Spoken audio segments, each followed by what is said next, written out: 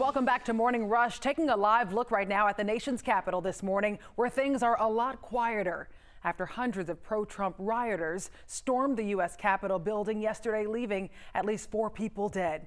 The breach on federal grounds has many people comparing what happened yesterday to the protests and marches that we've seen over the summer.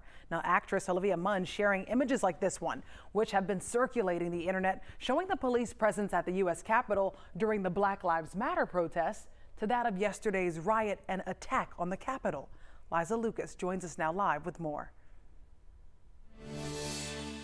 Fran, good morning. Yes, yesterday's events really initiated a significant conversation both online and offline. In fact, 11 Alive spoke with activist and attorney Gerald Griggs, who helped organize some of the Black Lives Matter protests we saw over the course of the summer. And Griggs was one of many who suggested that had the makeup of those groups we saw yesterday been different, well, the response might have been different too.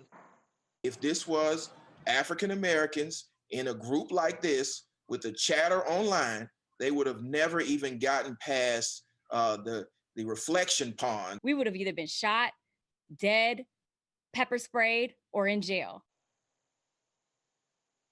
Now, that was Hannah Gebra Cilicia, who also spent months protesting in 2020. She also acknowledged that some of the protests in Atlanta turned violent, but she says it was clear that those people were not a part of Black Lives Matter protests. They had different agendas, she said, and she said they were held accountable. Now, online, that conversation has continued, including several statements by the official Black Lives Matter worldwide Twitter account. You can see one of them here, which calls yesterday's response at the Capitol a hypocrisy. You can also see a tweet from Dr. Bernice King. She echoed these sentiments, saying what many are saying is true.